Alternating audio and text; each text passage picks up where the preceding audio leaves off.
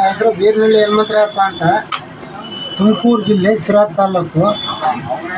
ನಾನು ಇವತ್ತು ಈ ಯೂಟ್ಯೂಬ್ ಮತ್ತು ಫೇಸ್ಬುಕ್ ವಾಟ್ಸಪ್ ಮುಖಾಂತರ ನನ್ನ ಮನವಿ ವಿಚಾರ ಏನಂದರೆ, ಕರ್ನಾಟಕ ರಾಜ್ಯದ ಜವಾಬ್ದಾರಿಯುತ ಸರ್ಕಾರ ಮತ್ತು ವಿರೋಧ ಪಕ್ಷದವರು ಇವತ್ತು ಏನು ಅಸ್ಪೃಶ್ಯತೆ ಆಚರಣೆ ಆಗ್ತಾ ಇರ್ತಕ್ಕಂಥದ್ದು, ಅಸ್ಪೃಶ್ಯನ ಊರಿಂದ ಬಹಿಷ್ಕಾರ ಆಗ್ತಕ್ಕಂಥದ್ದು ನೀವು ಕಣ್ಣಾರೆ ನೋಡ್ತಾ ಇದ್ದೀರಾ, ಕೇಳ್ತಾ ಇದ್ದೀರಾ. ಗೃಹ ಇಲಾಖೆ ಏನು ಮಾಡ್ತಾ ಇದೆ ಅಂತ ಗೊತ್ತಾಗ್ತಾಯಿಲ್ಲ. ಉದಾಹರಣೆಗೆ ತುಮಕೂರು ಜಿಲ್ಲೆ ತುರುವೇಕೆರೆ ತಾಲ್ಲೂಕಿನಲ್ಲಿ ಹೊಸದಾಗಿ ಮದುವೆ ಆದಂಥ ನವದಂಪತಿಗಳು ದೇವಾಲಯಕ್ಕೆ ಪ್ರವೇಶ ಮಾಡಿದಾಗ ಆ ಪ್ರವೇಶವನ್ನು ಕಂಡಂಥ ಅಲ್ಲೊಬ್ಬ ಸಾಮಾನ್ಯ ಮನುಷ್ಯ ದೇವರು ಬಂದ ರೀತಿ ಆಡ್ತಾ ಇರ್ತಕ್ಕಂಥದ್ದು, ತಳ್ಳ್ರಿ ಆಚೆ ಕಳಿಸ್ರಿ ಆಚೆ ಅಂತ ಇರ್ತಕ್ಕಂಥದ್ದು ಎಲ್ಲಮ್ಮ ಮಾಧ್ಯಮಗಳಲ್ಲಿ ವಿಡಿಯೋಗಳಲ್ಲಿ ಬಂದಿದೆ.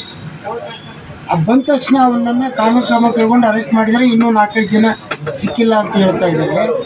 ಈ ಥರದ ಘಟನೆಗಳು ಉತ್ತರ ಕರ್ನಾಟಕದಲ್ಲಿ ಭಾಳಷ್ಟು ಆಗಿದ್ದಾವೆ, ಎಲ್ಲ ಕಡೆ ಆಗಿದ್ದಾವೆ.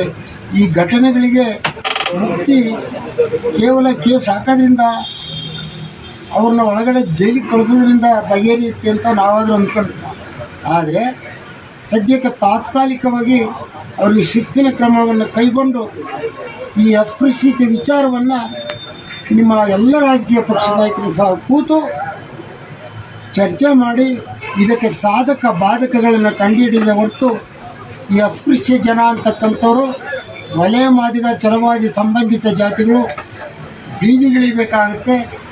ಬೀದಿಗಿಳಿದು ಅವ್ರದ್ದೇ ಆದಂಥ ಒಂದು ಶಾಂತಿಯುತ ಪ್ರತಿಭಟನೆಗಳು, ಪ್ರೊಟೆಸ್ಟು, ಚುನಾವಣೆ ಬಹಿಷ್ಕಾರಗಳನ್ನು ಮಾಡ್ತಕ್ಕಂಥ ಕಾಲ ದೂರ ಇಲ್ಲ ಅಂತ ನಾನು ಈ ಸಂದರ್ಭದಲ್ಲಿ ಹೇಳ್ತೀನಿ.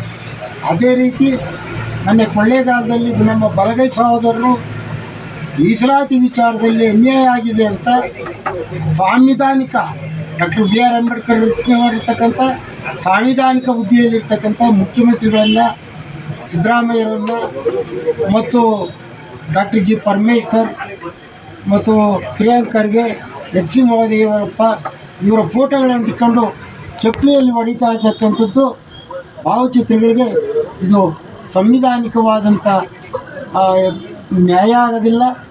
ಇದು ಸಾಂವಿಧಾನಿಕ ಹುದ್ದೆಗೆ ಇವರು ಬಟ್ಟು ಒಂದು ಅವಮಾನವನ್ನು ಮಾಡಿದಾರಂತೆ ಸಂದರ್ಭದಲ್ಲಿ ನಾನು ಅದನ್ನು ಖಂಡಿಸ್ತೇನೆ. ಅವರ ಹೋರಾಟ, ಅವರ ನ್ಯಾಯ, ಪ್ರತಿಭಟನೆಗೆ ಬೇರೆ ಬೇರೆ ಅವಕಾಶಗಳಿದೆ, ಪ್ರತಿಭಟಿಸಿ. ಅವ್ರು ಕೇಳಿರೋ ತಪ್ಪು ಅಂತ ಹೇಳಲ್ಲ, ಬಟ್ ನಡ್ಕೊಂಡಂಥ ಚಳವಳಿಯ ಸಂದರ್ಭದಲ್ಲಿ ನಡ್ಕೊಂಡಂಥ ರೀತಿ ತಪ್ಪಾಗ್ತಿದೆ. ಇದು ಈ ದೇಶದ ಸಂವಿಧಾನಕ್ಕೆ, ಬಾಬು ಜಗರಾಮ್ ಅಂಬೇಡ್ಕರ್ ಅವರಿಗೆ, BR ಅಂಬೇಡ್ಕರ್ ಅವರಿಗೆ ಮಾಡಿದಂಥ ಅತ್ಯಂತ ಅಮಾನವೀಯ ಕೃತ್ಯ ಅಂತ ನಾನಾದರೂ ಭಾವಿಸ್ತಾ, ಮತ್ತು ಒಳಗೆ ಮೀಸಲಾತಿ ವಿಚಾರದಲ್ಲಿ ಸಾಕಷ್ಟು ಗೊಂದಲಗಳಿದ್ದಾವೆ. ಸರ್ಕಾರ ತೈಪೆ ಹೆಚ್ಚಂತ ಬದುಕನ್ನು ಮಾಡಿಕೆ ಪ್ರಸ್ತುತವಾಗಿ ಇವತ್ತು ಮಾದಿಗ ಮೀಸಲಾತಿಯವರು ಒಳ ಮೀಸಲಾತಿ ವಿಚಾರವಾಗಿ ಎಲ್ಲ ಜಿಲ್ಲೆಗಳಲ್ಲಿ ಪ್ರತಿಭಟನೆ ಮಾಡುತ್ತಿದ್ದಾರೆ. ಈ ಪ್ರತಿಭಟನೆಗಳಿಂದ ಏನೂ ಆಗಲ್ಲ ಅಂತ ನನಗನ್ನಿಸ್ತದೆ. ಇದಕ್ಕೆ ಮಾರ್ಗಸೂಚಿ ಚುನಾವಣಾ ಕಾಲಗಳಲ್ಲಿ ನಾವು ತಕ್ಕ ಉತ್ತರವನ್ನು ಕೊಟ್ಟರೆ ಸರಿಯಾಗುತ್ತೆ ಅಂತ ಸಂದರ್ಭದಲ್ಲಿ ಆಗ್ರಹಿಸ್ತಾ ನನ್ನ ಈ ಮಾತುಗಳನ್ನು ಮುಕ್ತಾಯ ಮಾಡ್ತೀನಿ.